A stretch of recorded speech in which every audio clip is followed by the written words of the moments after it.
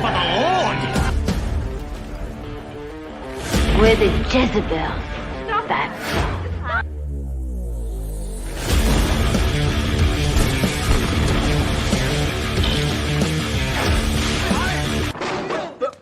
Here I come. I want you to get up right now, go to the window, open it, and stick your head out and yell, I'm as mad as hell, and I'm not going to take this anymore!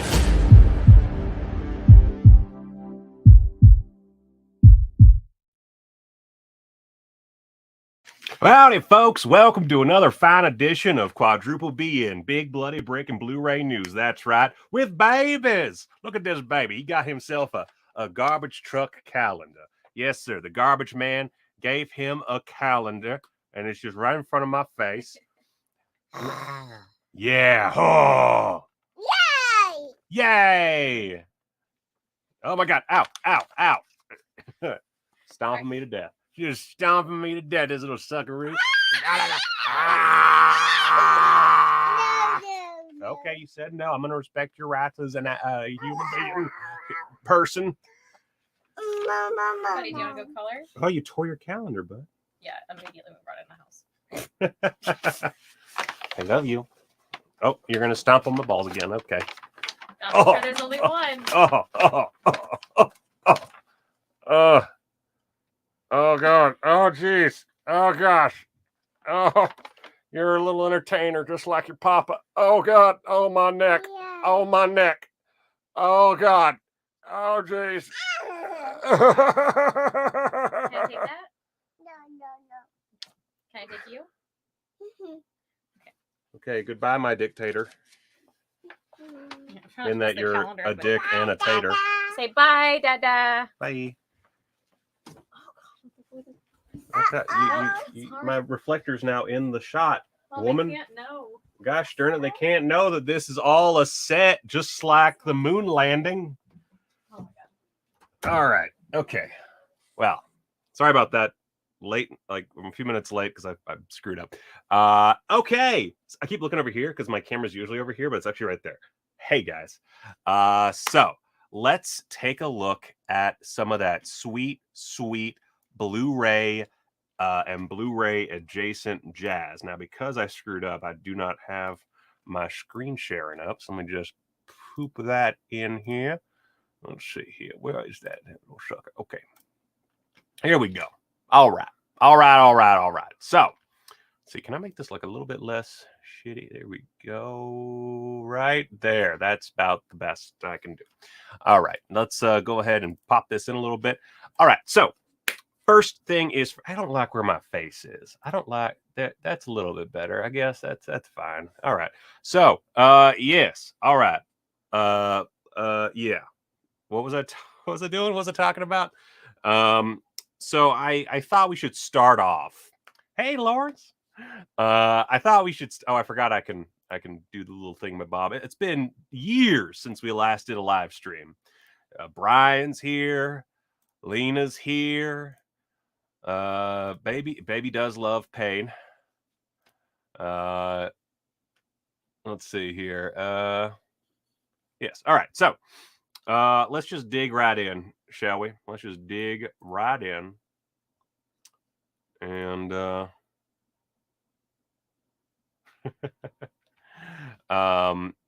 so we got to talk. I feel like we never really talked about the Synapse Blu-ray of Thriller: A Cruel Picture. Of course, they beat Vinegar Syndrome to the punch. They annihilated Vinegar Syndrome. They brought forward a totally legitimate Blu-ray release. You know, they had the rights. They had the best source to get it from. Yeah, let's just take a look at that. And silly me. Yeah. I'm just tickled pink. I'm just tickled pink because actually that is incorrect. They did not actually have the rights, apparently, because it is now nowhere to be found. It has been scrubbed from the internet.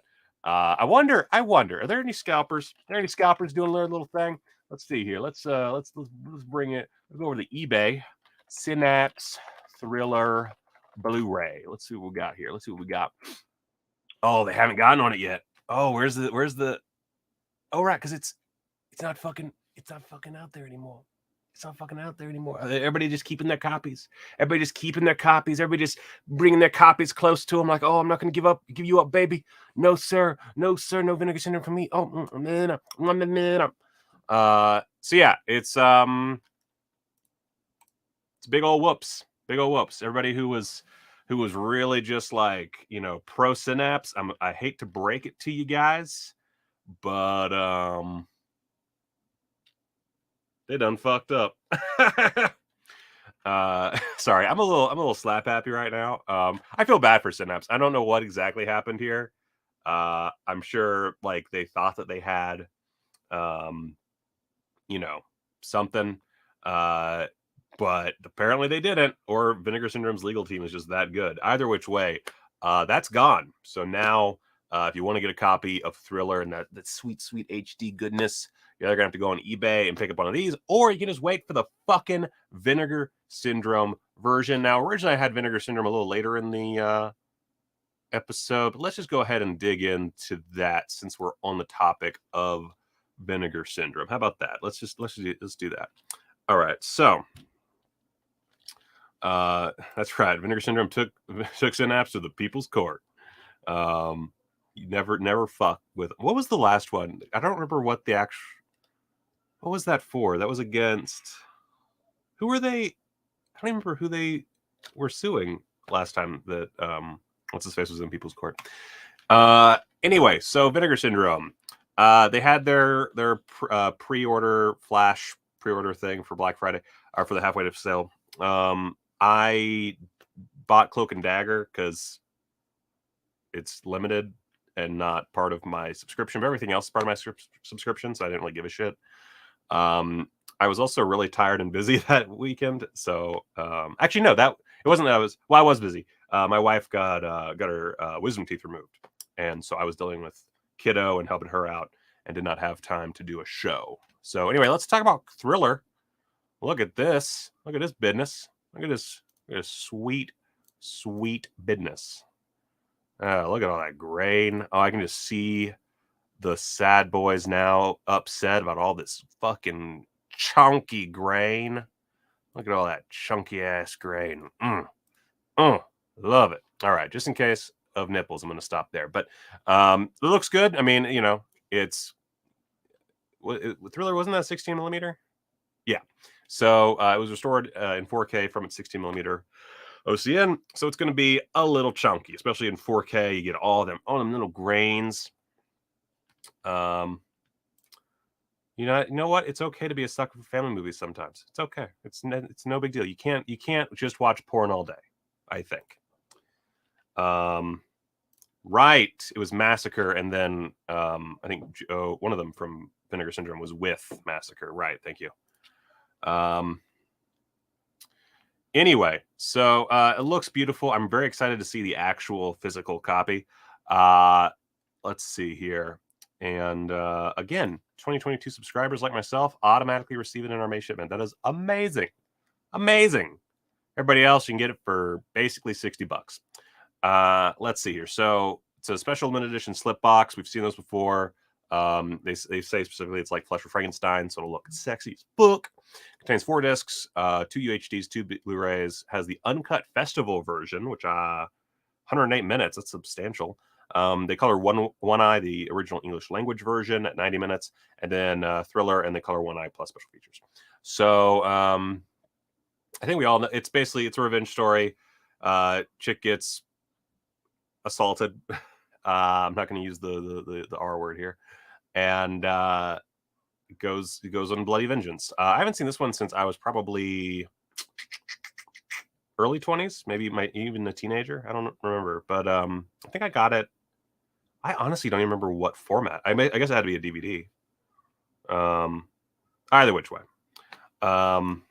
Hey, by the way, don't forget to thumbs up the video, you extremely kind porno lovers. Like me, make spare change. Do I have, wait a second. Do I have, Tarnation. Oh, there it is. Okay, one second. I'm off camera. I forgot that I gotta go woke today because I was called woke today for my turning red video. I was called I wasn't called woke. I was called oh, what's the word again? Oh, can't remember. They said I was virtue signaling. Oh, let me just there we go. So yeah, I got my my virtue signaling shirt on. Let's just muss the hair. Let's just muss it. There we go. That's the ticket. Hey guys, what's up? Yeah, decriminalize sex work. I paid $90 for this sweater by accident, so it is going to be worn a lot, even though it's hot as balls. Anyway, yeah, the R word being revenge. Sure. You're right, CT. It is a little. You're the one that called me. Said I was virtue signaling, which I'm assuming you were joking, but I saw it and I was like, I gotta capitalize. But yeah, I got my decriminalize sex work shirt, and I made a whoopsie when I was buying it. And have you ever done that thing where you go to purchase something and you think you know the price, and they have everything ready, they've scanned the item in, and they're like, hey, it's going to be this much money. And you're like, in your head, oh, fuck, I didn't read that right. But then you're also like, I can't just not buy it now. I have my card out. Here's my card. That's what happened. So, which, I mean, I like the sweater, but it cost me way more than I would have liked to have spent. But that's okay. It's a really good sweater that I really can't use for the most part. Anyway, that's a tangent. So anyway, she goes on a rampage, and it's one of the most famous exploitation movies of all time. I don't know what the fuck to tell you. Anyway, so blah blah blah blah blah has the original Swedish mono audio for the uncut festival version, original untampered with English dub track for both versions. We've got Thriller, a cruel documentary, a 43-minute making of doc featuring narration by writer-director Bo Arden Vibenius, and on-camera interviews with Christina Lindberg, Bo Sonnefeld, Lassie Lundgren, and Gunnar Palm. I don't know who edited this particular doc, but I am super jealous because that sounds like a fun time. Oh, okay. So just to clear it up. So with the turning red thing. So in my turning red, for those who didn't watch my turning red video yet, I mentioned... I quoted from a review that was a little viral of Turning Red, where it mentioned the author, Sean, what's his face. He mentioned that he couldn't relate to the film because it didn't. Basically, his point was it's about Chinese Canadians in Toronto in like 2002, and he could not relate to that. And my point was, that doesn't make any sense. You're watching a fucking movie. The whole point is that it's putting you in the headspace of these characters. And the idea that I posited was, okay, well, I'm the same as this guy. I think he's straight. I'm a straight white guy. That's my thing. Like, I don't have anything, like, there's no like outer cultural shit. And the most far away thing from my, I guess, identification as a person or whatever, that I do watch is gay pornography. Admittedly, it is for this channel mostly, but I find enjoyment in it, even though I'm not gay. And so I thought, okay, well, this is A, the funniest thing that I could relate it to, and B, the honest thing. Because if I didn't relate it to the gay porn thing, it's like, well, what else do I relate it to? Do I say, well, I watch multicultural films? Boring. Gay porn, not boring. So that's basically what my point was. Sorry if it seemed wedged in. But yeah, I thought it worked just because the idea is you don't need to be a thing to enjoy a thing about that thing, or from that thing's perspective. Yeah, you get it. You're not stupid. So, yeah. Oh, yeah. Barrington, Breaking Point. Breaking Point. Jesus Christ. What? Yes. Sorry. I had a brain fart just now.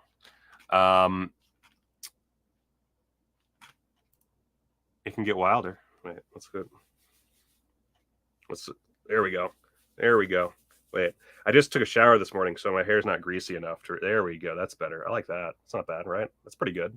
All right. Anyway, sorry. I'm like going all over the place. I'm a little. Jamie said it was a weird video to make, man. To be honest, I mean, I don't know what's weird about it, honestly. I have to watch a lot of children's movies right now because I have a child, so I made a bit about a children's movie, and I'm a parent, and it's about parenting. So, although this does lead to a great question. If I'm to do, because y'all are obviously the people that enjoy my videos the most because you're watching my stream. In order for me to be more theoretically successful, even though that video is doing shit, I do need to like focus on some more mainstream fare. And I honestly don't feel like, Eternals Blu-ray review. Like, I'm not going to fucking do that. So what kind of videos would y'all like to see? And if you're watching this post live stream, then just comment below. If you want to see, like, what out of the mainstream milieu, what would you like to see me cover, and how would you like to see me cover it? I think that's the more important part. Is like, what kind of topics do you think would be interesting to explore in these films, beyond the obvious? Like, obviously, once I have more time, I'll do more like filmmaking stuff. But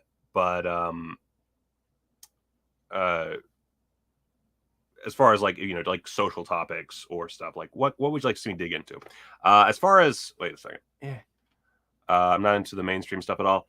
And I wish that I could grow this channel better without getting into mainstream stuff, honestly, but I need money.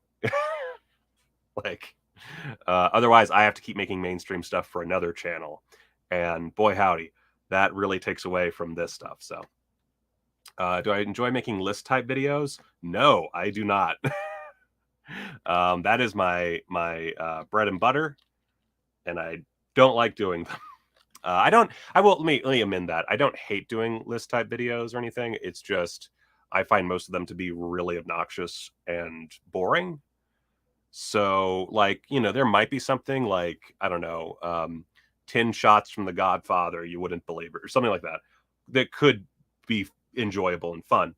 But like when it's like, oh, top 10, in this case, Pixar movies, whatever. Like, who gives a shit? Or like 25 things you missed in Turning Red. Do not get. Actually, I was offered that video and I turned it down because I don't fucking care. Oh, that's nice, Travis. Thank you. But to enjoy a gay porn, you have to be turned on by it now. No. So that also has an asterisk. It depends on the gay porn. So if you're just like going on Pornhub and you're like, man eating other man's asshole, okay, yes, that one I can't imagine any situation where you would watch and be like, ah, yes, how nice. But a lot of the porno I watch in general from like the 70s and 80s, I watch it more from a filmmaking standpoint, and sometimes I beat off of it. And when it comes to the gay side of things specifically, I try to always watch stuff with artistic value in it. So like Wakefield Pool movies, for example, I have a video on Bijou that I'll be putting out fairly soon. I haven't recorded it yet, but it's almost entirely written. It just needs another pass. But stuff like that, a lot of the stuff put out by Altered Innocence is really fascinating to watch as a film. And so, I don't like the main thrust of it is lost on me. But if it's something that is trying to do something else beyond just here's some dudes pounding each other in the ass and taking cum on their face, if it's other than that, like, I can enjoy that. It just depends. Like, obviously I don't watch like a ton of gay porn because I need that extra artistic edge, but I also don't enjoy like there's a lot of especially like the Peakorama sets. There's a lot of sex scenes in those that are straight sex scenes where I'm like, ugh, not a fan. But I'll enjoy like how silly the plot is, or I'll appreciate some production design details. It just depends. So no, you don't have to be gay to watch gay porn. With the asterisk, little butthole asterisk. Let's see here. Detailed analysis on the works of Charles Bronson. Honestly, that's not a bad idea. Top 10 cum shots. Also not a bad idea, to be totally honest. Although that takes a lot of research. And I hurt my wrist recently. I don't know if I can. Oh, that's my left wrist, but I can't deal with two bad wrists. Let's see here. Sorry, we'll get back into the news in a second. I'm just going to go through all these comments. But like something snake. Top films subgenre. Oh, I get. Oh, that's not a bad idea. That's actually a really good idea. That's a good idea for podcasts too. Yeah, I mean, I can see that. I don't know. Lists tend to bug me a bit, but that might be because I spent the last 2 years making them. That's true. That's true. But I think, Cam, the difference here is I'm still doing all the like niche stuff. Like my current rule for publishing mainstream stuff is I will only do it after doing a niche property, and oftentimes it's after several niche properties. Although right now it's a little tough because my output is a little slow. But I will never stop doing niche stuff.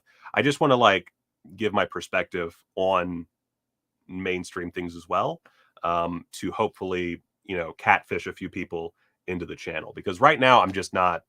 I think my social blade said I would get to 10,000 and like 10,000 subscribers in like 5 years or something, and I was like, that doesn't work for me at all. Let's see here. I agree with slightly not a bad idea at all. Yeah, exactly. Top 10 buddy action flicks. Maybe. You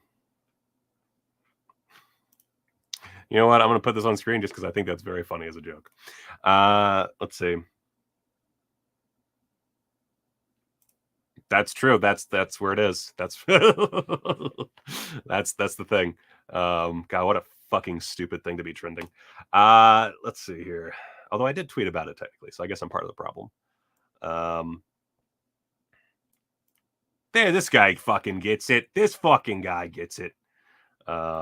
Actually, and this is a really good title. That is a very good title.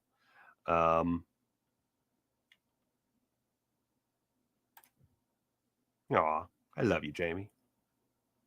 Well, I'm gonna, unless you turn out to be like a bad person, in which case, for the sake of future Michael who gets clipped, I don't like you, but I love you, man. Anyway, so let's get back to news. I feel like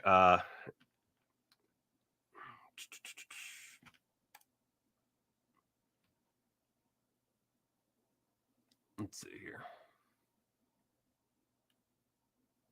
Yeah, that's basically. I mean, that's basically how. Like, I'm not gonna. Part of how like mainstream movie YouTube works is it's like we have to put out videos to hop on trends. And while I do need to hop on trends to some degree, I'm also very bad at getting things out in a reasonable time frame. So like the Turning Red video, I originally came up with it around the time that the movie was released.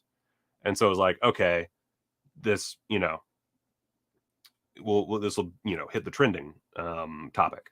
And then it's been like 2 or 3 weeks. And I just got it out. So that's kind of my big problem. But yeah, I'm just whatever. I do have to watch mainstream stuff. I do have to watch children's stuff a lot. Holy fuck. Oh my God. That's a great idea, actually. That's a great idea. I need to because fun fact about me, I fucking love Nip Tuck. One of my favorite TV shows of all time. And I need to revisit it, especially since my wife hasn't seen it. Anyway, mainstream would be like it's gay porn. Anyway, let's get back to the news. I feel bad because anyone who came here for news is not getting any news whatsoever. It's just me talking about myself. Let's see here. So let's see here. So yeah, thriller, cool documentary. I wish I could have worked on that. 43 minutes, reasonable. So excited for that. We got an interview with Christina Lindbergh from 2017, a Q&A with her from also 2017 from the Alamo Drafthouse, and multiple theatrical trailers and TV spots, all newly scanned. That's really cool. extensive gallery production, publicity, stills, and advertising materials, and of course, TBD on anything else. We don't know what the exact final version is going to be, but already I would say pretty good. The only thing really missing to my eye beyond radio spots is a commentary, but that could be the TBD. So who knows? Who knows? We will see. So I'm very excited. I will definitely I'm just another thing about my channel real quick, just because it kind of relates. I'm not, for at least a while, I'm not going to be trying to review new stuff, which is also kind of a detriment, unfortunately, because the new stuff does better on the algorithm, but I don't have time to do that. Just between work, my movie, and being a parent, it's just, I can't, like, my life is so chaotic that it's downright impossible for me to actually schedule things well. And I feel really bad. Like I love my patrons dearly, but I'm very bad at it right now, and it pisses me off because I look at like my output and it's so small. Anyway, so in order to alleviate that problem of like having to constantly push stuff away because I haven't gotten through it all yet, I'm just going to review what I feel like and talk about what I feel like. Obviously within the context of exploitation cinema, and once I get started with my next little project, more filmmaking stuff. So that's going to be where I'm going to mostly look at, is like niche cinema and filmmaking are going to be my two big topics. And I'm not going to worry about new stuff. I'm not going to worry about the latest equipment or the latest Blu-rays. I will talk about them. Thriller, I'm definitely going to like pound my way through once it arrives, and I'm going to talk about it as soon as possible because I'm very excited about it. But like my next review is going to be A Touch of Genie, a porno that came out Blu-ray wise a while back, and it's just, I felt like watching A Touch of Genie. I watched it. I was like, all right, let's review it. I reviewed it real quick. Bada bing, bada boom. It's almost done. It's in the editing bay. It's like 3/4 of the way there. And that's going to be kind of what we're looking at.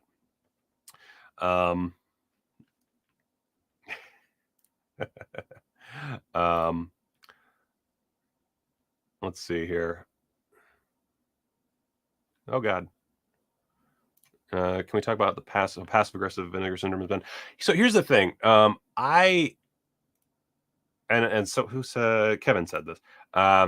Synapse was hopelessly unprofessional. I don't know the exact details of what happened, but it's obvious that someone was in the wrong, and it seems like that someone was Synapse. And could Vinegar Syndrome have, like, what Vinegar Syndrome could have done is they could have just let it go basically and done all the legal shit behind the scenes and not mentioned it at all. But here's the problem. Synapse obviously was trying to get their version out there before Vinegar Syndrome, and that's going to affect Vinegar Syndrome's sales. Now, I don't know how much they spent on this release, but I'm willing to bet it was a fair amount of money.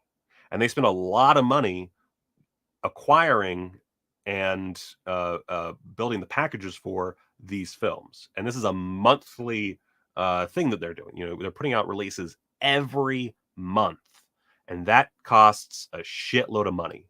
And so when you have a company like Synapse coming at you, Synapse, pretty big company, been around for a long time, has a lot of name recognition within our circle, and they're coming at you like, yeah, actually, we've got the release right here.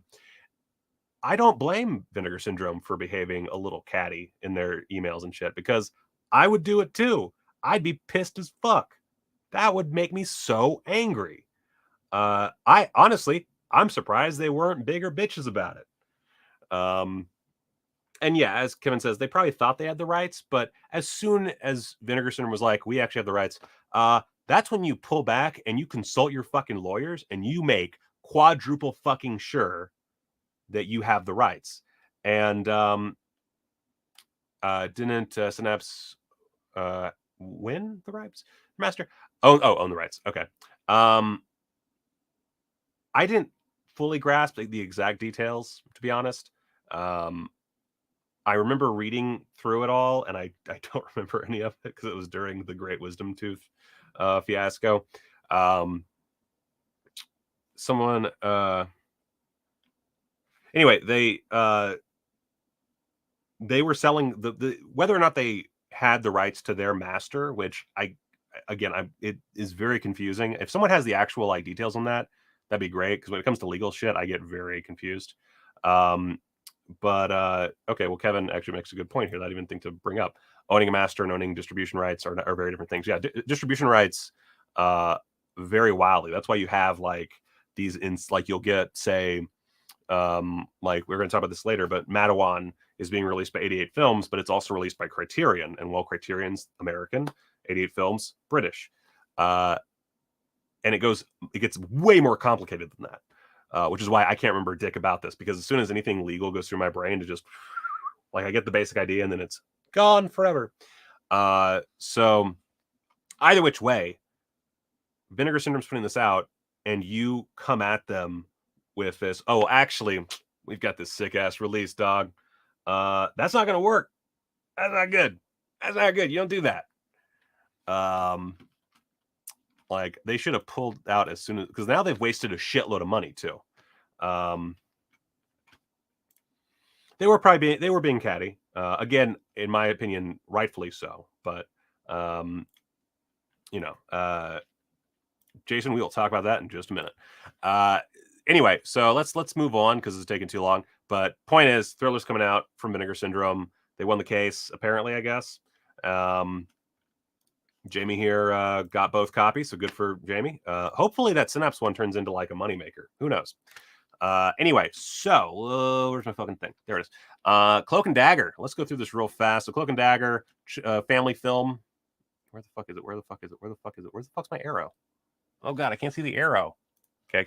Does it not have? Wait, fucking shitting dicks. Why is this not? There we go. So as you can see, looks good. Got a big old 4K scan.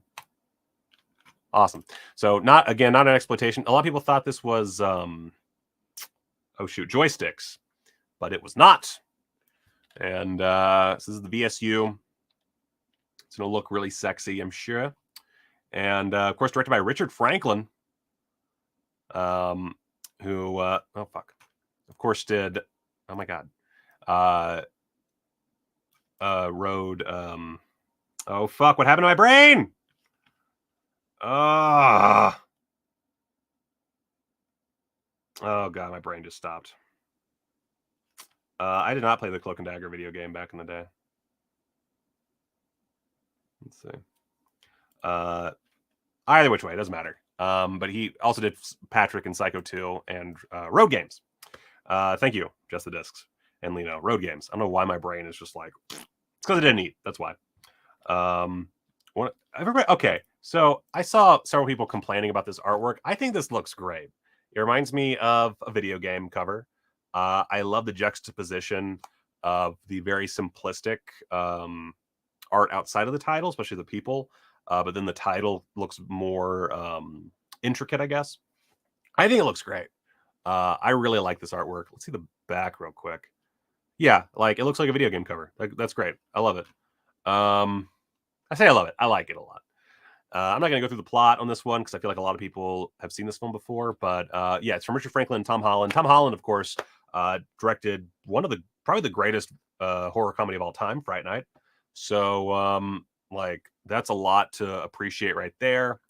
Of course, it's that usual fucking sexy magnet clasp box thing. And commentary track with screenwriter Tom Holland. Fuck yeah. Moderated by Joe Lynch. Yes, baby. Come on.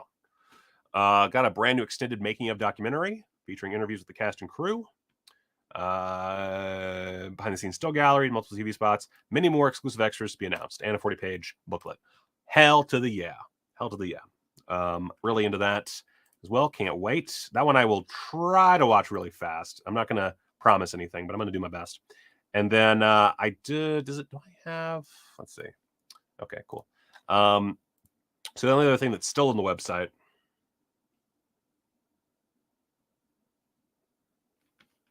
Why is Drop Dead Fred? Oh shit!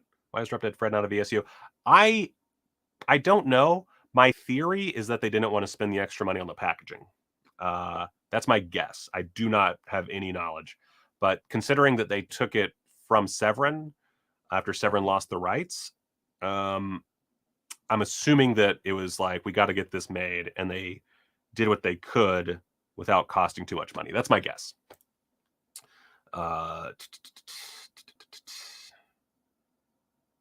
Oh, right. Fuck, I totally forgot about that. That's a good point, film illiterates. Yeah, gonna have more art on the inside on the slipcover. Yeah, shit, yeah. Oh, and Kobe fan mentioned that too. So Miami Connection. What's there to say? It's fucking Miami Connection. It is one of the greatest cult movies of all time. Oh, stills will be added shortly. So, okay, never mind. Either which way, I'm sure it'll look great. I'm really excited for this one just because it's Miami Connection. It's one of those. So I obviously have an affinity for cult cinema. I made an entire feature-length film that was based on the works of Neil Breen. I'm not big on some of them. Like there's some I'm not really big on The Room, for example. I like The Room, but I'm not huge on it.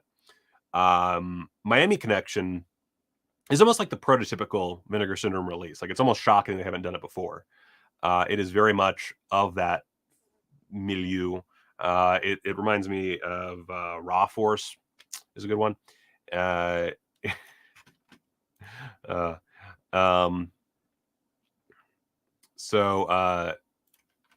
this is like a huge release because this is this is a big deal cult movie. And I really don't like Birdemic. So it's a special limited edition slip box and slipcover set because everything is these days, which just makes sense. It's it's the halfway sale.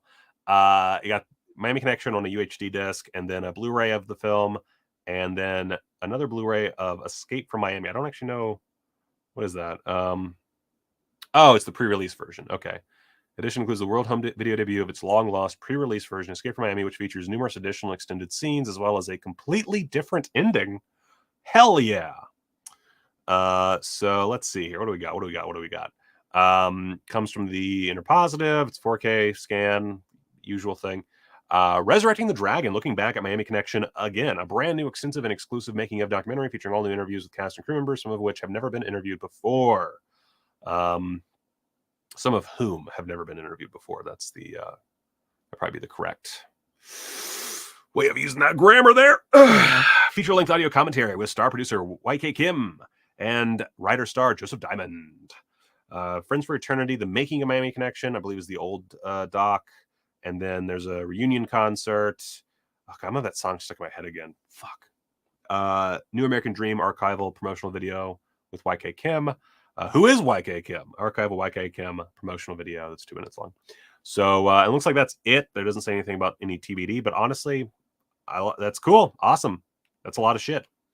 And I'm very excited for it because it's rad. As far as stuff that they're not still have on the site, we have Horror High coming, and then at some point we're getting Stanley. But Horror High was part of the pre-order package, and that has... Oh, wait, no, maybe... I guess Stanley is... Oh, is it both? Is that the idea? Oh, I think it's... Oh, right, because... Okay, so they're doing Blu-ray versions of their drive-in collection, which is great. I've only bought a fuckload of those. So I guess this is a double feature of Horror High and Stanley. Is that what I'm getting out of this?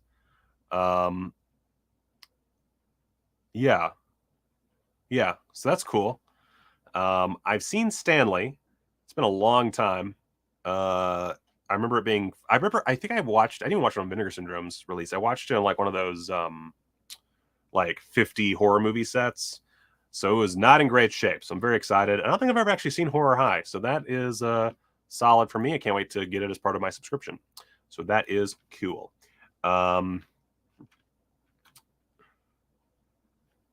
Do y'all like watching me just like figure the shit out live, by the way? There's always something I'm confused about. Andy sent me $8.99 in euros. Is that how that works? I don't... Anyway, send me money. Thank you, Andy. Hey, Michael, everyone in the community who truly supports you, doesn't want you to feel guilty about your output. Follow your passions, man. I'm excited to see your new endeavors. Well, that's very sweet, Andy. Thank you. Well, that's good because just FYI, there's gonna be a lot of filmmaking bullshit, and I hope people like that because it's gonna get extreme. Like it's gonna get extreme. Let me just put it that way. I'm working on a video right now. Actually, I'll just go ahead and show you this. Oh, so this is my new lens. Let me see if I can get a nice. The light's not really there, but this is the DZO film 20 to 55 T28 lens. I love it.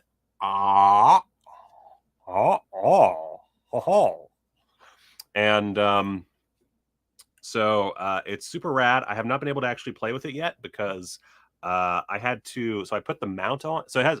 This is a cool thing. Real quick. I know this has nothing to do with Blu-rays, but so I really like the look of this lens and the footage I've seen, and I really needed a good lens for my Blackmagic because I've been using my old Nikon zoom lenses, which are great lenses. They're great glass, but they're not really made for film. And I love two things that they can't do well. I love rack focusing, and it's a real pain in the ass on photo lenses. And I love zooming in and out like I'm fucking Jess Franco.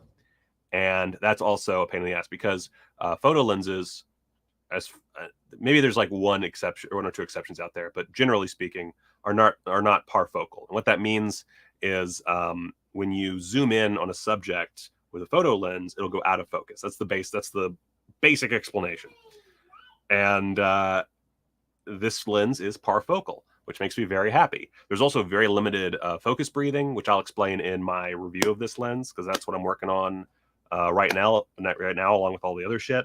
And yeah, I'm very excited.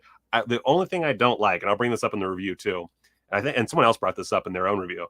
I hate that they have this stupid. You can't really read it, but it's DZO Film, and underneath it's a little slogan: "Make your movie," which is the most.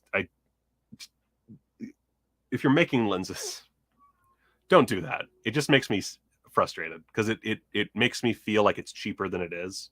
And this was cheap for a lens. This was only like $2,500, I think, which for a cinema zoom is extremely cheap. So I'm very excited. It has a lot of chromatic aberration, and the sides are a little brain. The focus isn't great on the sides when you're stopped at like 2.8. But that's great for me because I love lenses with some flaws to them. So this lens is like everything that I want. Anyway, I had to put the EF mount on because it comes with a PL and an EF mount, EF being Canon, which I think is rad. I think it's great that I can switch between them. And I need to put the Canon EF mount back on my Blackmagic. But, of course, I couldn't find the hex key that I need for it. So I have to go buy a new hex key. It's a whole thing. Anyway, I love this new lens. It makes me so happy. I can't wait to actually use it, which I will put some footage up on the Patreon for that as soon as I have some. Let's see here. And someone asked about this shirt. It comes from Mestiza Makes, I think is her name. Let me actually bring that up, and then we'll get back into the news. Mestiza Makes. Yeah, okay. So this is her website. Oh my god. And you can see all the fun stuff she made. It's mostly made for like it's more for girls and women. It's not really made for men. It's made for like derby dames basically. And she's really cool. And I don't know where let's see here. So you can get this, I'm assuming you can get this sweater here. Yep. There it is for $85. The Love Core Decriminalized Sex Work Pullover. Highly recommend. It's very comfortable. It's a little hot because I live in Las Vegas, but fun shirt. And it was a limited edition of 100. Okay, so if you want one of these, get it now. I didn't realize it was limited. That explains the cost, actually.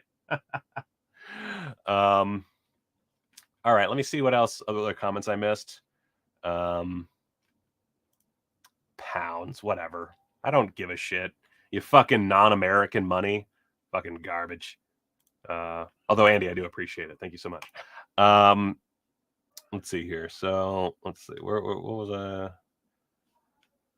and that's how. That's true, CD. It is a little confusing. The all the double features. I'll give you that. It is a little confusing. I think that it's just a matter of. I think if they did this and didn't call it the Drive-In Collection, it would probably confuse people. Although, yeah, they do say they're updating it to Blu-ray, so it has to be. It's probably the same branding. I'm willing to bet that they wanted to.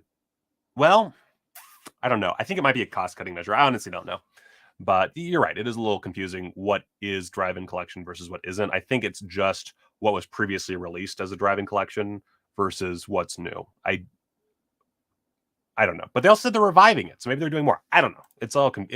Blu-rays are dumb. Let's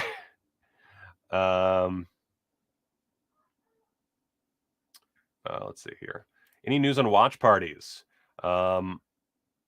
Never would have spent the money on New York Ninja if it wasn't for you. Watch parties will be back very soon. I was going to bring them back last week, but then my wife had her wisdom teeth stuff, and it was like, this is bad timing. So, and then this week, I'm finishing up a project that I can't talk about. So that's why I haven't. I was going to have them ready like back in March, and then it was a 1-2 punch of this project winding up kind of late, and me being like having to really put my nose to the grindstone or whatever, and the wisdom teeth thing. It just kind of screwed everything up. So that's why we haven't gotten back to watch parties yet. So I would say first week of April. In fact, you know what? I'm gonna commit to this. I'm gonna double check my work days in April because I do have a few things I have to do. And so first week of April, I will bring it back, and I will schedule that as soon as I am done with this live stream. I'm going to eat first, and then I will schedule it. So we will be back on schedule first week of April. I'm going to guarantee that right now. That's for patrons, by the way. If you don't know what the fuck I was talking about, it's for patrons. We do watch parties. I haven't done them all month because I'm a piece of shit, but they're gonna come back. A lot of fun.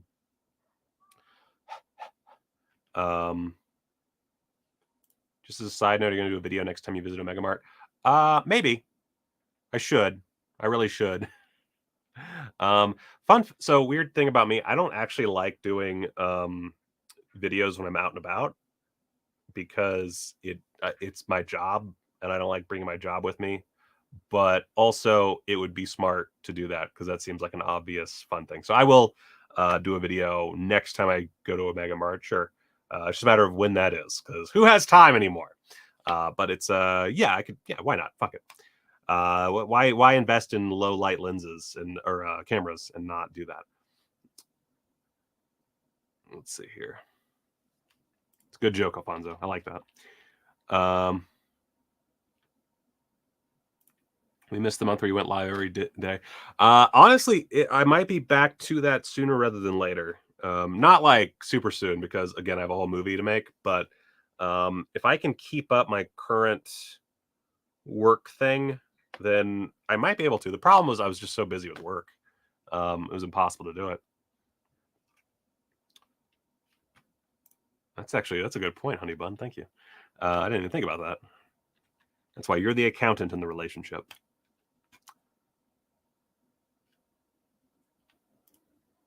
Oh, 100%.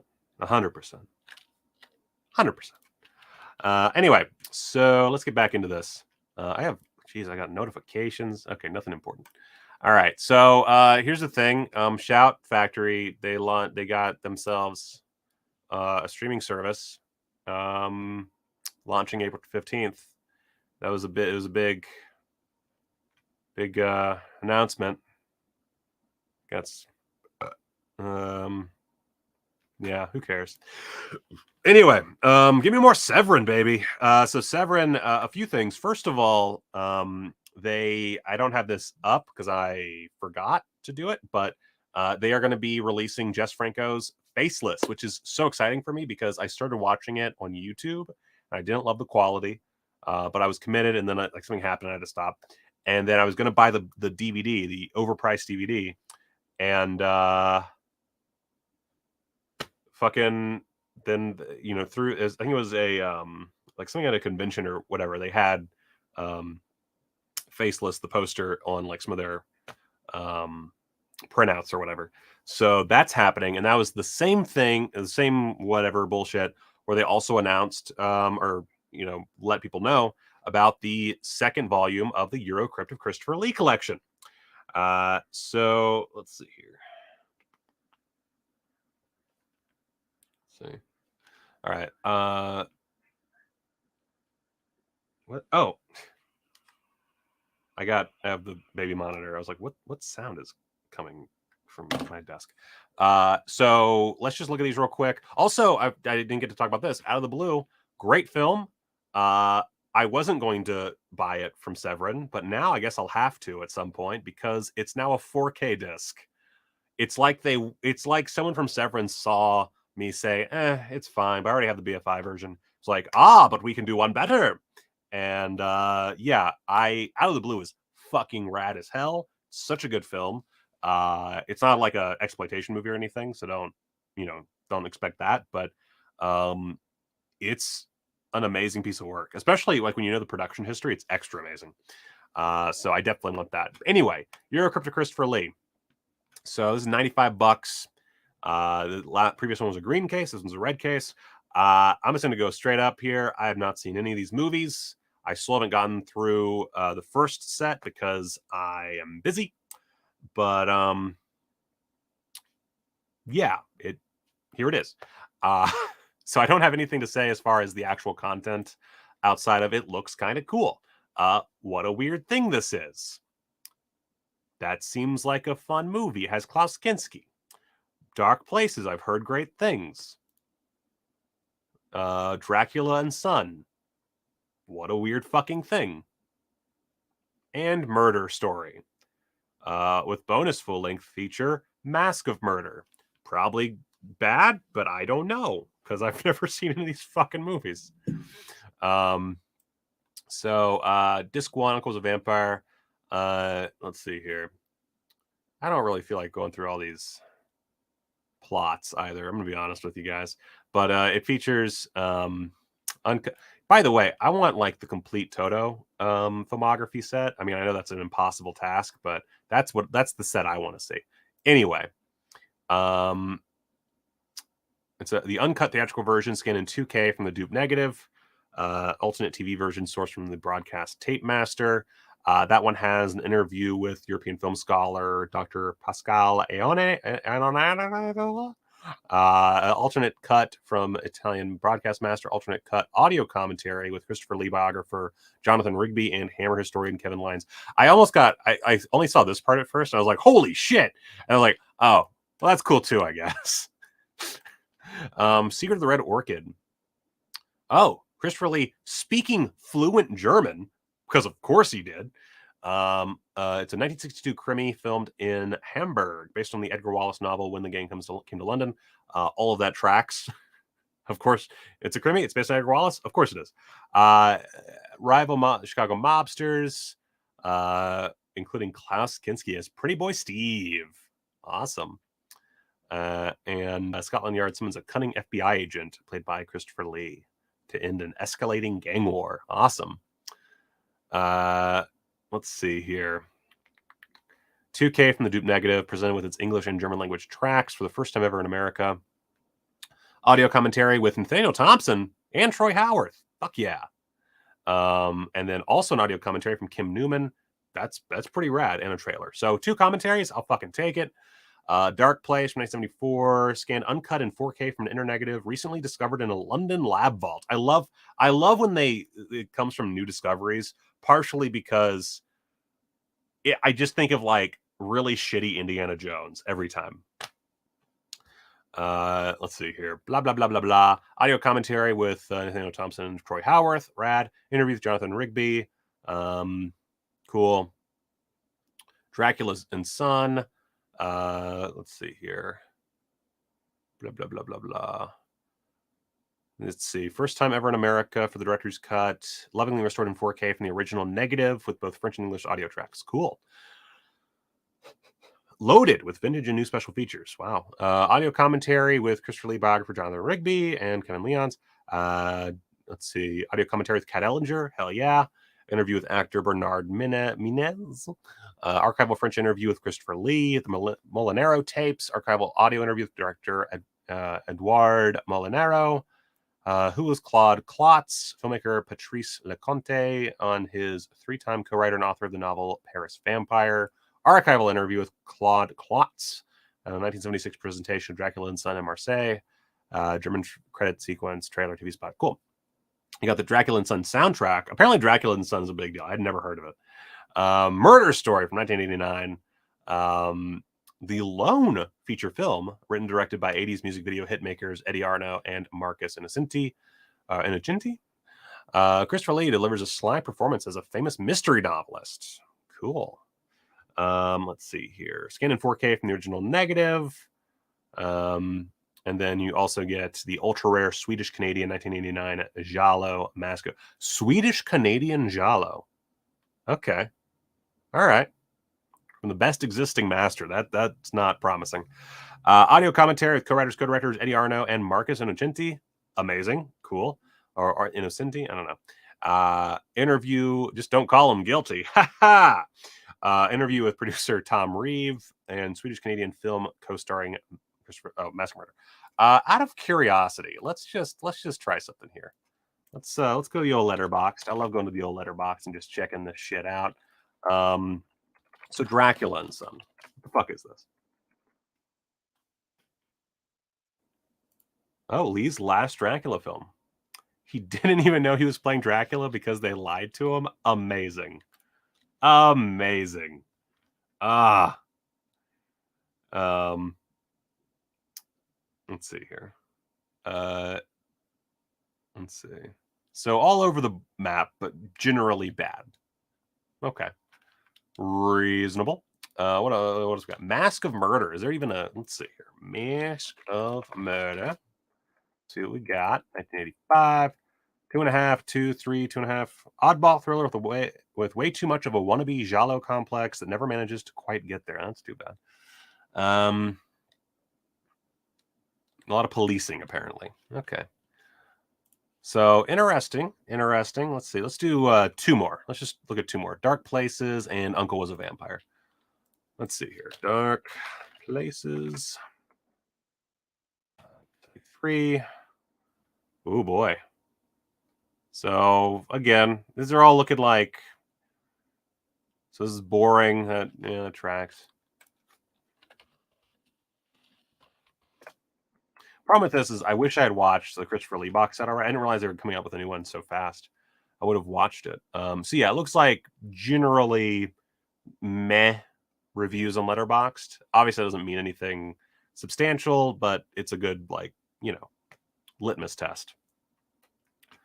Mildly amusing. Yeah, okay. Yeah, I might also wait for a sale, honestly. Worth a watch. Glowing endorsement. Oh, and hello, Germany. All of Germany. Yeah. Interesting. Yeah, I might wait for a sale and then pick it up with my when I go help to pack shit. I don't know. But anyway, so let's go back to our bunch. So first off, you can get both of these releases for $118. I think that's a pretty good deal considering. But so the Return of Captain Invincible. This is like the really cool one. I was not expecting this. Was not expecting this at all. Like, wow. But just wow. Like I'm in shock that this was an actual release with a 3-disc Blu-ray. I remember trying to watch. I never finished it, which, you know, again, shock and awe, me not finishing a fucking movie. But it was, I think, like might have been I think it was a DVD or a VHS rip or something. But this one I'm really excited about. This one I might go ahead and buy at full price. I'm not sure if I want to get the combo yet. I'm kind of deciding because I really don't have that much money to spend on Blu-rays right now, especially after I did my Kino order and stuff. Like, I don't know about this, but I really want this movie. Really want it. I might just wait closer to the release date to buy it. I think that's probably what I'll end up doing. But so sick. So sick. Of course, starring Alan Arkin. Got Christopher Lee. You've got songs by Richard O'Brien. Just everything about this screams gotta watch. The director of Howling 2 and The Beast Within, the most assaulty of monster transformation movies, I guess. Let's see here. So, when arch criminal Mr. Midnight plots to take over the world's only hope is World War II's formerly indestructible legend in leotards, who is now a burnt-out drunk. I am so pumped. It has a soundtrack CD. Has I'm sorry, it's 3 discs, not 3 Blu-rays. 3 discs. One's a soundtrack CD. 2 are Blu-rays. The theatrical version, the director's cut, and 2+ hours of bonus features.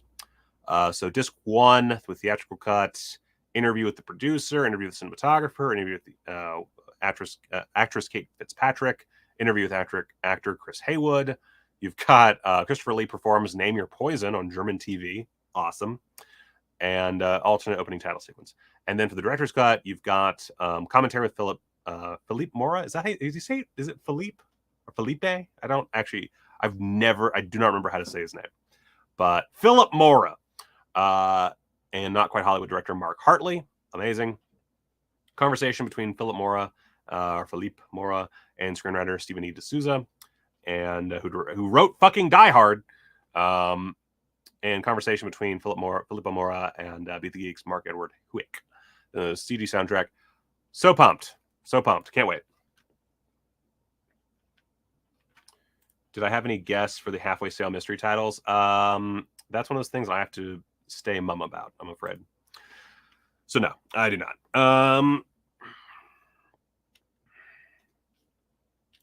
Hell yeah. Hell yeah. So that one, very excited about. Christopher Lee set. Excited to own, not so into purchasing it immediately. This is a very quick one. Discotheque Media is going to have a bunch of live action Japanese genre films coming out, and it's a line that they're calling Nihon Nights. I just think that's cool. But I'll talk more about that when they actually have like releases. So that's cool.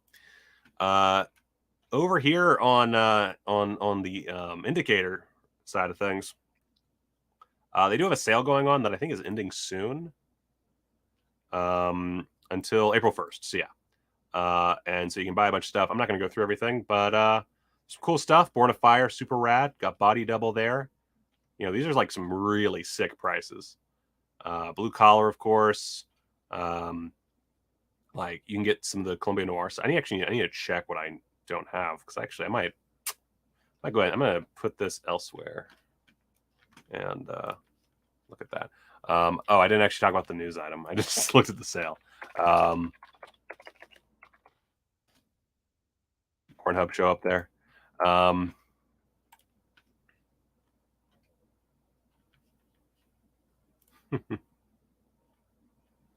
And they are super rad, Alfonso.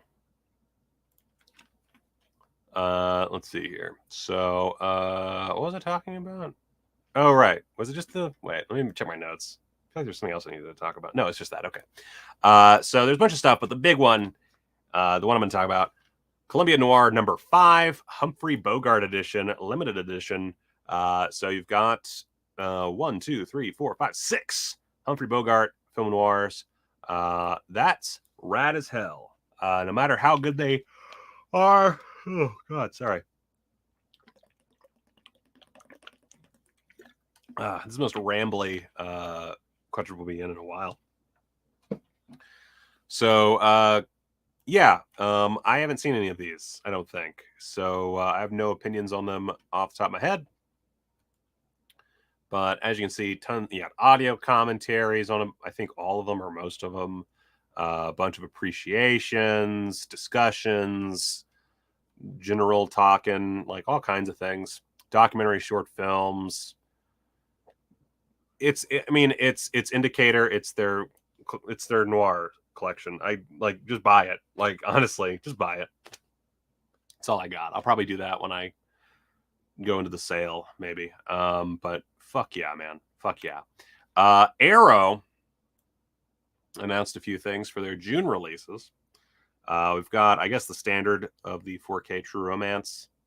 And yeah, it's true. We are kind of already talked about True Romance, so we're going to skip that. But cool. If you missed out on the first ones or you wanted cheaper, there you go. Edge of Sanity with Anthony Perkins. Really not much to say there either. You know, it's a Harry Allen Towers production. All over the place. I don't know. I don't know what to say about Edge of Insanity. I never watched it because I don't know. Something about Anthony Perkins post Psycho, and like going into like the 70s and 80s makes me kind of sad.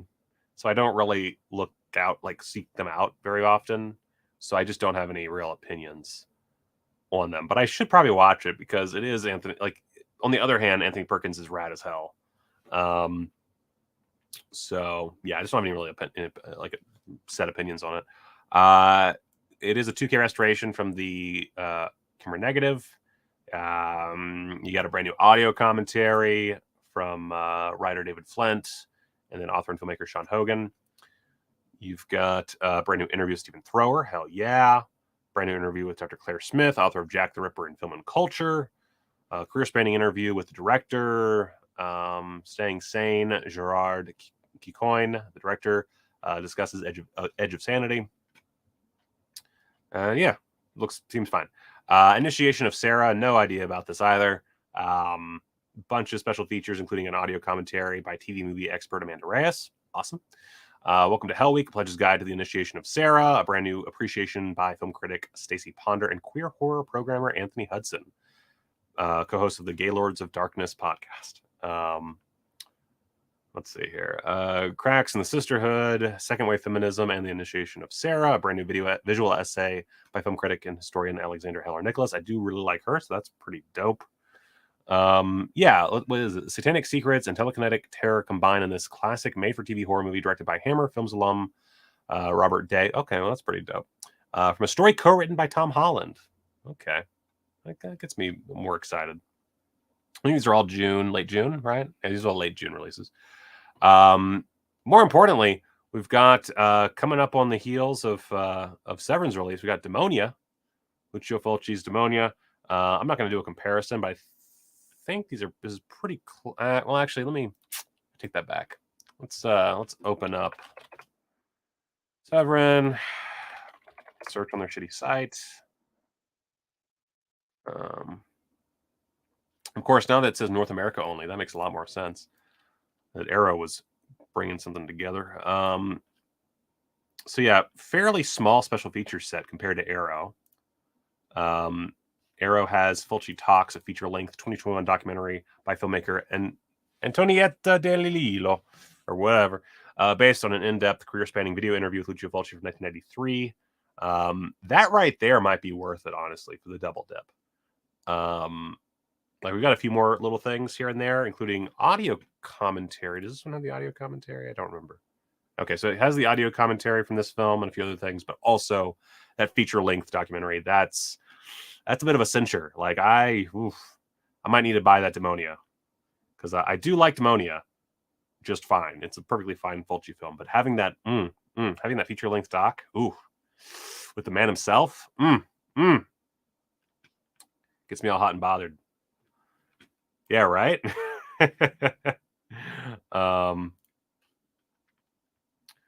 So that's pretty dope. Then we got the Fassbender Collection Volume 3. I totally missed that they put out a second volume. Maybe I did. I just forgot, actually. I must have covered it. I don't know which of these have been out before already, but is there okay, so just like a yellow cover. Let's see, we've got American Soldier, Nicholas Hausen, Journey, Gods of the Plague, Rio das Mortis, Mother Coosters Goes to Heaven, Fear of Fear, and Satan's Brew. I don't think these were put out already from Arrow. Either which way, I might go ahead and buy these. This is it's not bad. Cool. You got a bunch of audio commentaries. All of them have audio. Well, no, this one doesn't. But a bunch of them have audio commentaries. 1, 2, 3, 4 of them have audio commentaries. So that's not bad. Cool. And they're all prepared by the Rainer Werner Fassbinder Foundation. So a lot of love probably went into that. Exclusive 140-page collector's booklet. That's pretty good. Oh, I didn't even see that. It's a new scan for Demonia. Oh, is it? I'm sorry. I thought you were making a statement with the period. Let's see. Is it a new scan? That is a great question. Okay. So it's a 4K restoration from the original OCN. I feel like that's also what Severin did. 4K scan from the. Okay, so it's definitely the same scan, 100%. Yeah. Also, it doesn't say a new scan, so it's the same. So as far as the actual presentation of the film, same. A few of the same bonus features, including the audio commentary. Fulci Lives is the same. Let's see, I think the Holy Demons. Oh, I just clicked it off. But yeah, so basically the same, but then it includes the Fulci documentary. So if you don't care about the documentary, fuck it. But like if you do, plus like look at this fucking sexy artwork, like goddamn. So that's that one. I'm definitely getting that at some point. Hell yeah. Oh, apparently there's a new Trimmer Steelbook. Did not see that. Let's see. Let's see here. Trimmer's Steelbook. Oh. Come on. Oh, fuck. It does it. It does this every time I try to.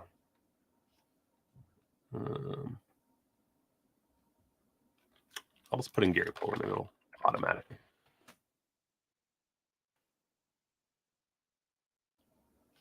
Come on. Oh my God. There we go. Look at that. Yeah, that's nice art. Cool. Cool. Oh my God, I'm dying. We can talk about that more on your show. By the way, I'm going to be on Disconnected's show tomorrow. I don't remember what time we were doing it, but Disconnected, if you could just put the fucking shit in there, that'd be great. I'm going to be on the show tomorrow, so I will talk more. There's a lot of talking this week. I don't like how much talking I'm doing. So Eureka put out... God damn it, where is it? There we go. Eureka has a few releases of their own. I'm just going to do this real fast. Shaolin Plot. So let's see here. There's another Kung Fu movie, of course, from Hong Kong. And I will buy it because I'm a simp for Eureka's Hong Kong martial arts releases. New 2K restoration of the film, audio commentaries by Asian film experts Frank Zhang and Michael Worth, and by action cinema experts Mike Leader and Arnie Benima. Awesome. And then trailers, and that's about it. Execution in Autumn from the Masters of Cinema collection. Oh, here we go. I'm going to be on Disconnected 8:30 Central, 9:30 Eastern, 6:30 Pacific. So there we go. So tomorrow, tune in to Disconnected's show, and I'll be there. All right. So Execution in Autumn. Let's see here. Referred to as the godfather of Taiwanese cinema, the film's director Li Xing, who passed away in 2021 at the age of 91. Sad. Combined Western realism with the Neo-Confucian ideals advocated by the nationalist government in Taiwan. Director of a number of masterpieces, presented here is the film he considered his personal favorite of all of his films, and certainly his most successful, Execution in Autumn. Okay, I don't need to know anything else. He sold. So let's see here. 2K restoration of the film, completed by the Taiwan Film Institute. Video piece by film critic Tony Raines, and then not really anything else, but a booklet. These are all mid-June, by the way. Outside the Law. Let's see. Todd Browning. Oh, I'm sorry. I screwed this up. I'm sorry. I'm fucking tired. Execution Autumn is not Master of Cinema. Wait, yes it is. Yes it is. I'm sorry. I was right. But also Masters of Cinema is Outside the Law. This is a Todd Browning film. And let's see. It's about where's the fucking guy's name? Anyway, it's about a hard-boiled jewel thief named Molly Madden. When her father is framed for murder by Black Mike Silva, played by Lon Chaney, Molly partners with safecracker Dapper Bill, played by Wheeler Oakman, to stage a double cross of their own. Outside the Law was Browning's second film with actor Lon Chaney, whose gifts for elaborate makeup and ruthless villainy would flower under Browning's direction, setting the stage for a series of monstrous characterizations that would revolutionize the melodrama and lay the foundations of the American horror film.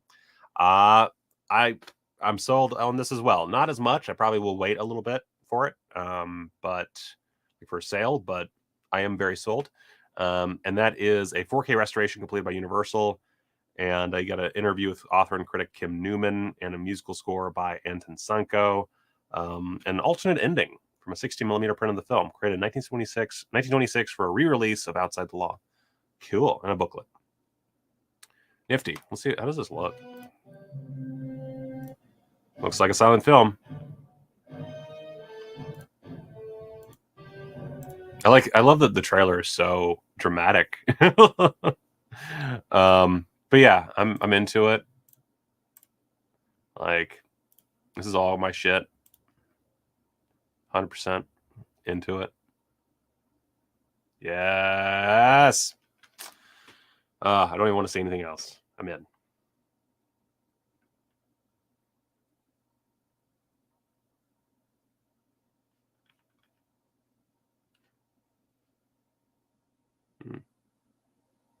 Jesus.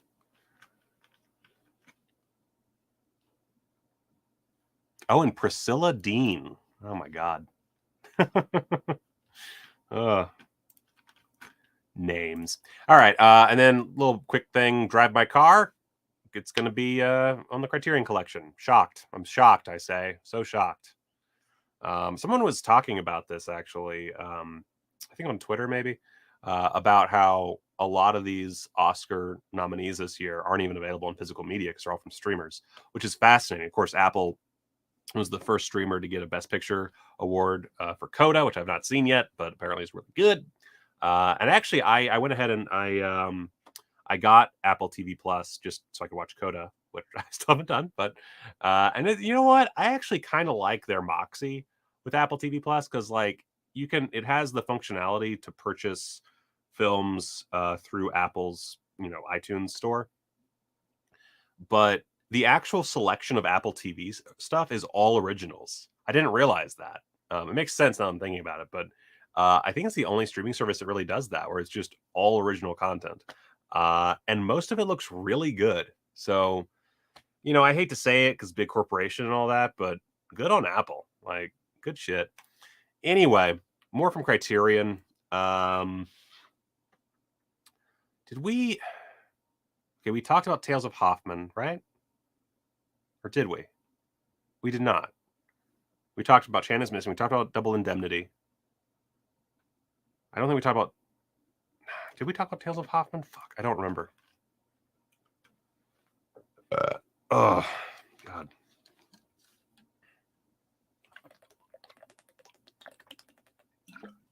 Oh, God, my throat. This is so hard. This is why I can't stream every day. Jesus. I guess if I did video game streaming, it'd be easier because I wouldn't have to talk constantly. So Powell and Pressburger, you put something of theirs on Blue. I'll probably purchase it at some point. This one's coming out June 7th. So you can see, let's just plug it. Oh God. Let's not do the sound. That'll get me fucking struck. Oh, this is just the old trailer. So it doesn't actually, well, it gives us a general idea. But it's about opera. A lot of I say a lot of their films are about stage stuff. I actually don't know if that's accurate because I haven't gone through and done a tally. But Red Shoes, of course, probably the most famous.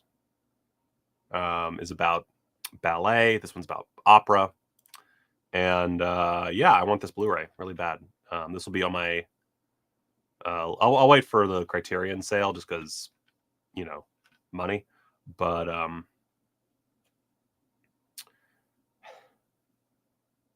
God, I'm so tired. Sorry. I'm really excited for this one because it looks like it's a visual bit of wonderment. As far as extras, let's see. Also, this had to be on DVD at some point, but I don't see. I guess it's no longer in print. Whatever. 4K digital restoration by the Film Foundation. Newly rediscovered footage. Ooh, with uncompressed. Oh, that's probably why it's its own thing. Audio commentary from 1992 by filmmaker Martin Scorsese and critic Bruce Eater. Newly updated by Eater. Interview with filmmaker George A. Romero from 2005. Fuck yeah.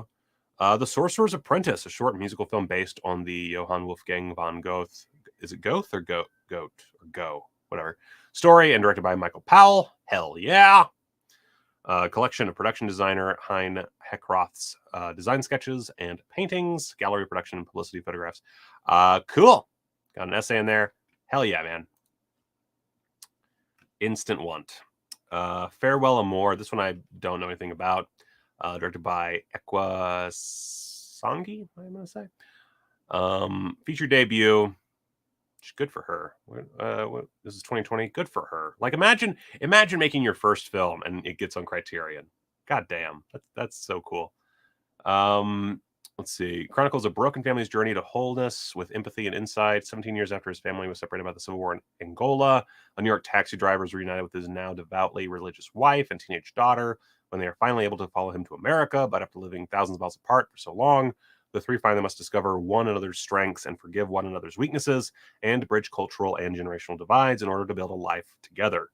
Told in 3 perspective-shifting chapters that honor the multitude of struggles and emotions that make up the immigrant experience. It's a bittersweet and compassionate evocation of how it feels when your heart and your home are in different places. Oh, my throat. So cool new audio commentary with the director and cinematographer Bruce Francis Cole. 3 short films from the director, one of which is a prequel to this film. Then new interviews with the actors, deleted scenes. Cool.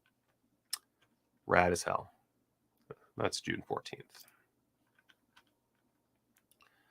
14th. Rouge from Stanley Kwan. Canto Pop superstars Anita Mui, whatever, and Leslie Chung display the androgynous magnetism that made them icons as doomed lovers in this emblematic film of Hong Kong's second new wave, directed by pioneering queer melodrama master Stanley Kwan. Hells to the yeah. I'm already sold, so I don't care about the rest of the plot. 4K digital restoration approved by Stanley Kwan. It's from 1987, by the way. I don't know if I said that. Let's see here. New conversation between Kwan and filmmaker Sasha Chuk. Yang Yin, Gender in Chinese Cinema, a 1997 documentary by Kwan exploring the representation of queerness and LGBT identity in Chinese film. Hell yeah, that's basically a bonus feature. Or, I mean, it's literally a bonus feature, but like a bonus film in the movie. Let's see here. Still love you after all these. A 1997 memoir film by Kwan about his Hong Kong identity. Holy shit. So 3 Stanley Kwan films. 3 trailers, new translations, subtitles, essay. Cool. That's pretty rad. I like talking about queer cinema, and I should do more, so that would fit nicely. Oh, and Lawrence Harvey is a fan. Hell yeah. All right. Hey, buddy. Do you want a second cameo appearance, bud? Okay. Let's switch up to the full screen. We got a second. We've been going for so long. Just hold him high so I can take his shoes off. Okay. He's damp. Oh, he's damp. He's a damp boy. Oh, did you go outside and play with the hose? Mm-hmm. You go through the hose? Oh, my oh, man. Oh.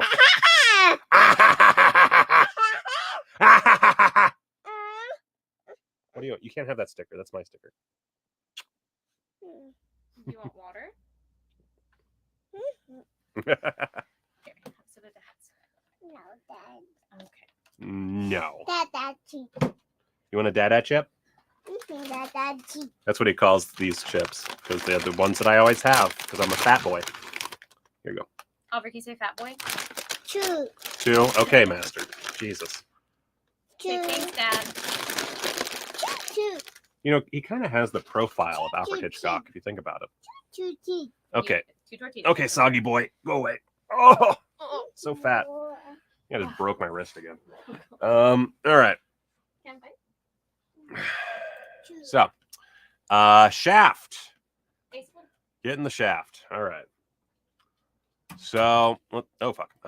So this is cool. It's I'm gonna be honest with you guys. I'm not a huge fan of Shaft. I think it's fine. It's a good movie. I'd say it's good. Not huge on it though. So let's see here. So the cool thing about this, where is it? Is that it includes Shaft's big score, the first sequel, the only one directed by Gordon Parks, to Shaft, and that kind of nails it for me, honestly. Yeah. I know everybody fucking loves Shaft. It's not bad or anything. It's just I don't really get the hype around Shaft, if that makes any sense. Like I love that blaxploitation era of filmmaking. I think it's perfectly good. But it just, I don't know. Maybe I'll give it a critical reevaluation. You know what, CT? Straight up, not wrong. You're not wrong. But anyway, that's cool. Alternate unconverted, blah, blah, blah, blah. Okay. So it's a 4K. Oh, I forgot to. I kind of buried the lead. It's a 4K. And it includes the UHD disc and then 2 Blu-rays with the film and special features. There's a new documentary on the making of Shaft, behind the scenes program, archival interviews, a new interview with the costume designer, a new program on the Black Detective and the legacy of John Shaft, A Complicated Man, the Shaft Legacy from 2019, behind the scenes footage from Shaft's big score, trailers, and an essay. So really solid setup, beautiful cover art. Like that is a great looking package.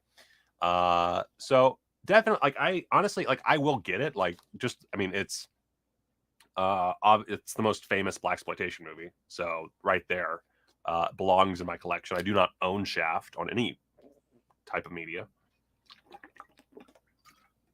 And honestly, I should reevaluate it because it's been a long time. Yeah, that's all I got to say. Also, the last Shaft movie was a piece of shit. Doop. Oh, also, in addition, another Oscar-nominated film. We've got The Worst Person in the World, which I still have yet to see. I barely watched any. I barely watched any Oscar nominees this year. Which is, the last 2 years have been weird for me for the Oscars. It's been really weird. I just haven't had the time or energy to watch I've been, focusing so much on like 60s, 70s, and 80s cinema and like low budget stuff that I just haven't been keeping up, which I probably should. Maybe that's how I can boost my my shit.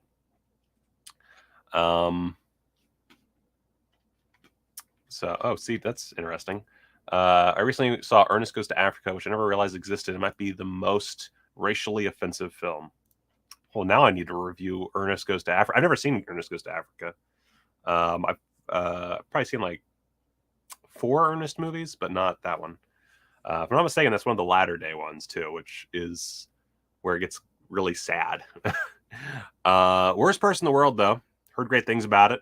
Just haven't seen it, so I'll get around to it. This is June 28th. So it's a Norwegian film.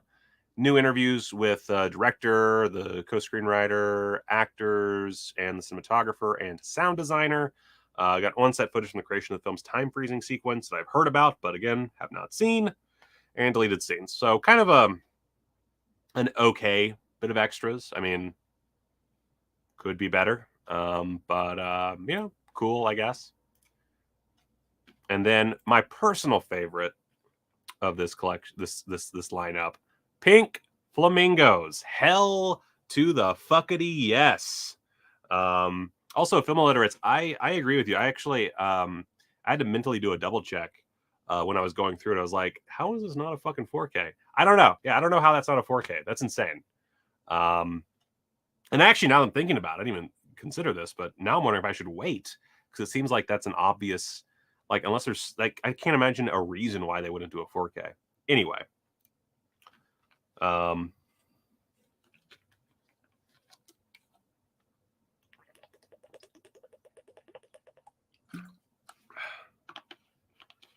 Whew. So Pink Flamingos, love the packaging. The only thing, I wish it was an actual like paper bag that it was you had to buy it in. I think that'd make it even better. Or an actual you know what I mean, not bag, but wrapper. So wait one second, I'm just gonna double check a thing. Okay. So John Waters directed this amazing film, stars Divine. It was kind of John Waters, it wasn't his first movie, it was his first big like breakthrough film. And probably his most infamous, partially because of the murder, partially because of the eating of the dog poop. But anyway, I love Pink Flamingos. I love John Waters. He's one of my greatest inspirations in life. So I will be purchasing this. It's another one I might honestly wait for the sale, only because I don't know when I'll be able to rewatch it. So it's kind of pointless to buy it before that, but I'll keep it in mind. So let's see here. It's a new 4K restoration, supervised and approved by John Waters. 2 audio commentaries featuring Waters, one from the 1997 Criterion Laserdisc and one from the 2001 DVD release. New conversation between John Waters and filmmaker Jim Jarmusch. Hell yeah. Tour of the film's Baltimore locations, led by Waters. Deleted scenes, alternate takes, and on-set footage, trailer, English subtitles, and more. Plus an essay by film critic Howard Hampton and a piece by actor and author Cookie Mueller about the making of the film from her 1990 book, Walking Through Clear Water in a Pool Painted Black. I thought that was a new thing at first. I'm a little sad that it's just a reprint, but I also don't own that book, so cool. But Pink Flamingos, you know, I wish it was, and this is kind of dumb, but I kind of wish it was a 4K. It doesn't need to be by any means. It definitely doesn't need to be. This is purely my own bias. It would be cool if it was a cardboard, like, paper bag type, but I doubt it. But I'm very excited about that, just to have a sexy Blu-ray with a new restoration. Like, I'm super pumped.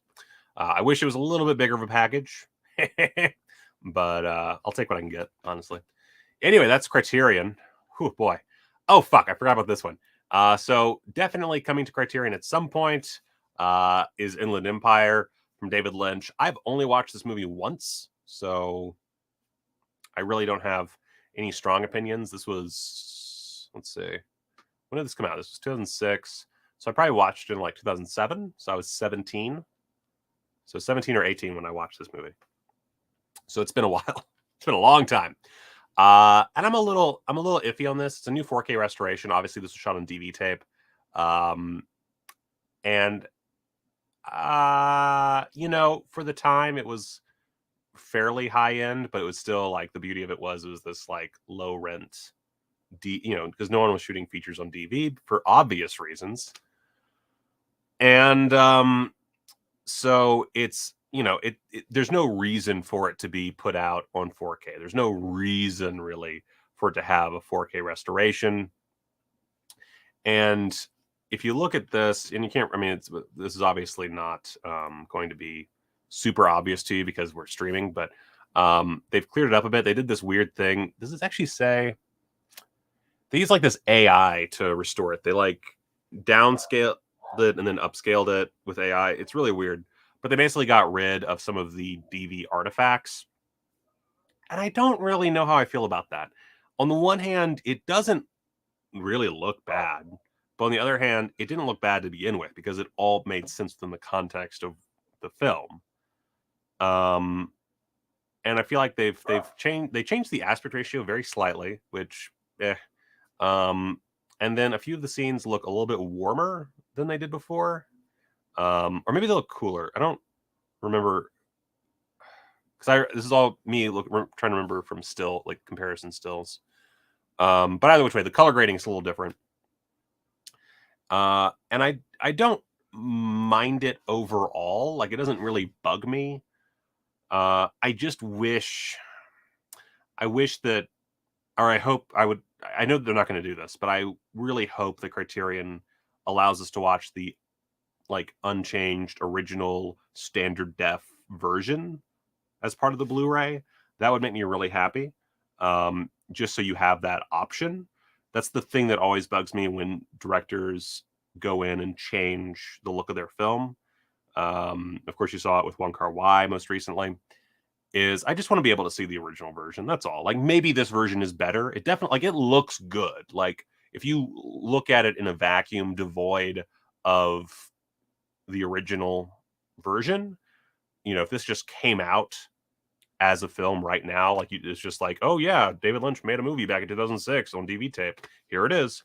And like, there's no reference to the original version. I think you would look at it and go, yeah, that's pretty sick. But it just, it's one of those little like worms in your brain that kind of, annoy you. Anyway, so Janus Films, they put out this new 4K restoration. It's going to be in select theaters. I don't actually have, I wish I had brought up the actual dates, but if I can get a chance, I will 100% see this in theaters. I don't think I will, but it'd be really cool if I did. But anyway, it's cool. It's cool. I just, again, I wish they would release the version that was put on DVD. That's all. But we will see. We'll talk about that more when that actually happens. Right now, it's all speculation. Then coming June 14th from Kino Lorber,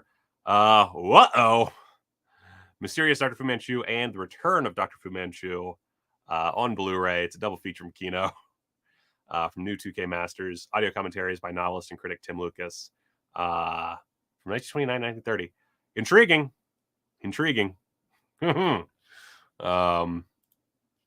I should have read the replies to that. I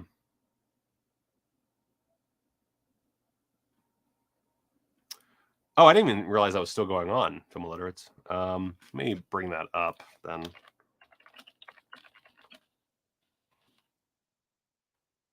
Oh wait, no, it's 449. A weird change up. I'll just go to their Twitter and follow a link. I'm sure that. There we go. I remember looking at this and thinking the website looked like ass, which it does. But yeah, as noted, there is a 4 for $49 sale going on for Warner Archive. I don't understand that, but whatever. And yeah, there's a bunch of stuff. Some interesting things. The Last of Sheila is notable. Let's see. Gold Diggers in 1933. Pretty big one there. Let's see here. All the Thin Man movies, of course. Angels with 30 Faces. The Outsiders 4K. I don't know if that... I don't think that's included, but that's one of the things that they have on sale here. Mad Love is really good. Mad Love is a fucking fantastic film. Children of the Damned. Burpa-derpa-dur. Stuff. Prince of the City. Fucking rad as hell. Love Prince of the City. Yeah, so a bunch of things that you can get on sale. And there's a, I don't know how that works, but yeah. Oh, I didn't even see this. Wait a second. Let's see here. Kino Dollars Trilogy. Just say not HDR. Let's see here. It could be. I don't know. I don't know. I mean, I'm sure there's a reason. Like, there's generally a reason. Okay,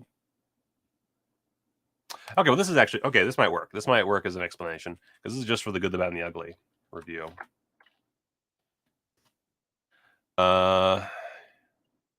Let's see here. This Ultra HD Blu-ray release enjoys a stunning native 4K rendition, which, even without an HDR pass, trades in a glorious restoration that finally gets the color timing right, which is arguably worth much more.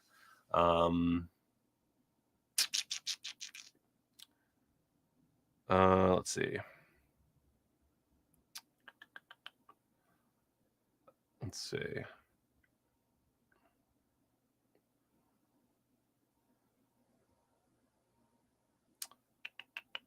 I mean, this is just this review. I can't say from my experience because I haven't watched the 4K yet, but the 4K, the Good, Bad, the Ugly's SDR 4K presentation makes the argument that potentially the classics could look utterly stunning even without, which I agree with. I think I actually went on a whole rant once. I don't remember when or what it was even about, but I went on a rant once about not really necessarily loving everything in HDR. And it's true. Like my one problem with HDR, and it's not a huge issue. It's not like a big thing that I'm, going on and on about, but the thing, like, it's still 4K, like it's still detailed and everything. Like the detail is there. The HDR though, the thing that bugs me is if you have a TV that doesn't have I don't know how to put this, like good software. I don't know what the terminology would be to translate that HDR. You're gonna end up with very different experiences, and sometimes it can look a little gray. And I prefer to just like take out that guess, or I don't even prefer. I'm good with them taking out that guesswork. This is a very mundane issue, but I don't have a problem with there being no HDR. Is the point?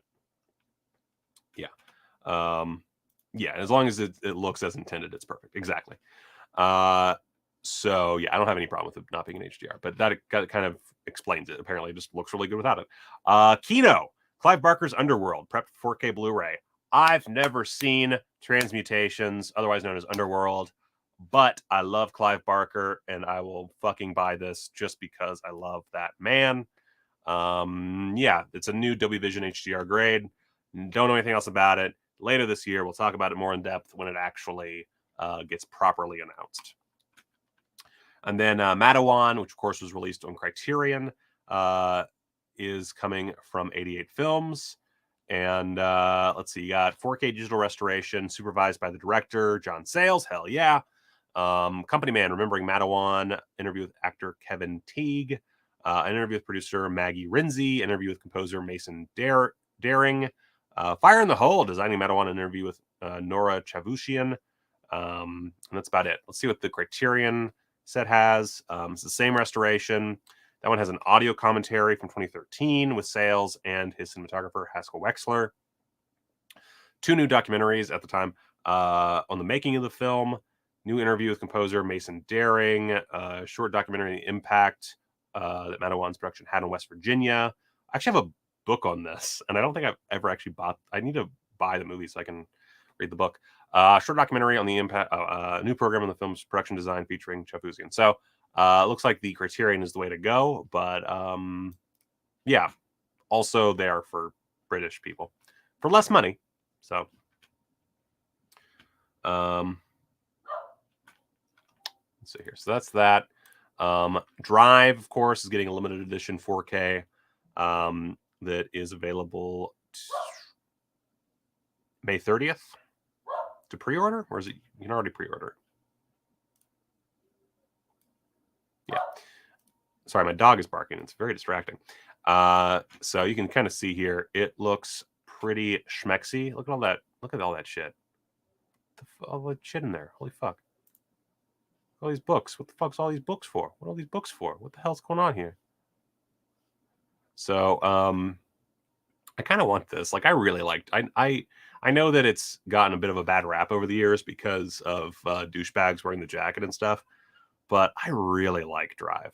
Like, Drive fucking just gave me the whole happy ending when I first saw it. I love it.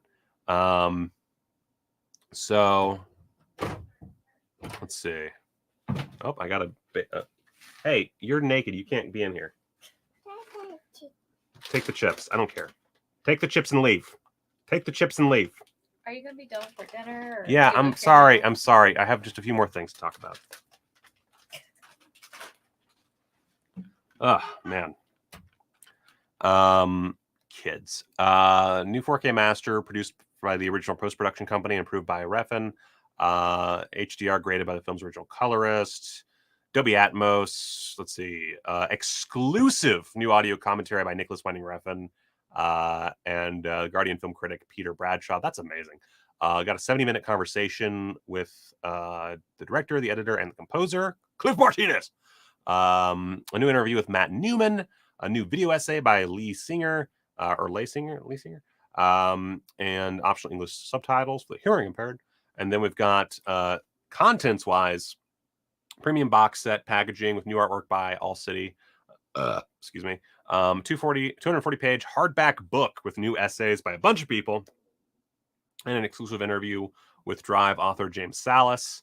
Original storyboard stills and behind-the-scenes photos. The original novel with exclusive new artwork by All City and 7 collector's art cards. Holy fucking butts! Holy butts! Holy butts! I need it. I need it. I need it. I need it. I'm gonna buy that. Fuck yeah. And then finally, last two things aren't even news really. Brain.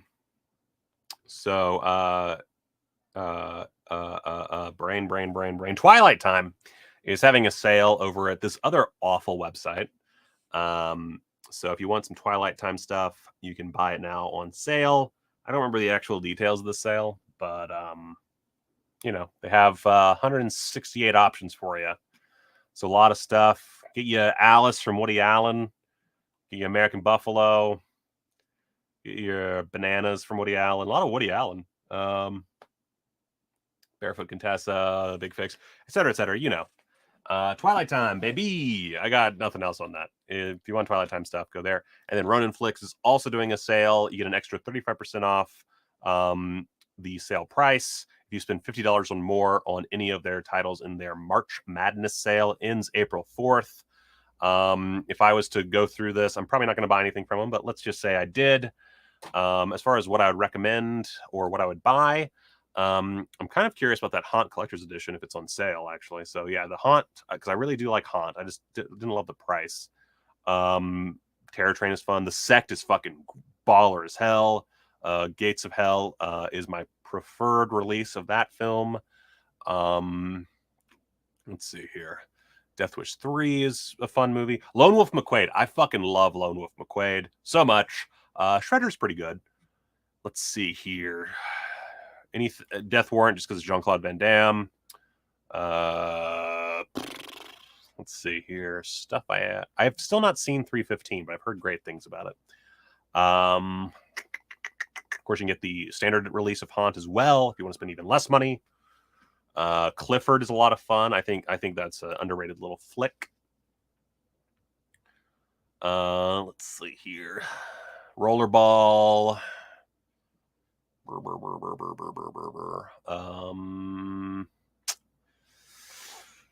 Let's see. Mask of the Red Death. Let's see here.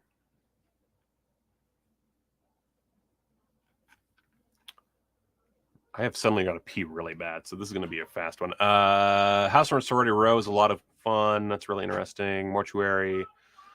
Lawnmower Man 2, baby. Adrenaline, Albert Pyun.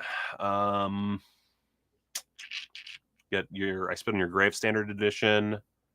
Ooh, Opera, of course, is fantastic. Got Fritz the Cat right there on sale. Maybe I will have to go through and buy something. So yeah, that's about it. You know, nice little sale. A lot of things to pick up. I own almost everything that I want, but there are a few things here I want. So I might make a cart, and if it hits that $50 mark, then I'll pull the trigger. Am I going to stream live when Vinegar Syndrome announces their new releases? Maybe. It entirely depends on my schedule. I have a lot going on, so. And this week was supposed to be my like pure work week, and it's not gone exactly the way I intended. I had a lot of issues this week.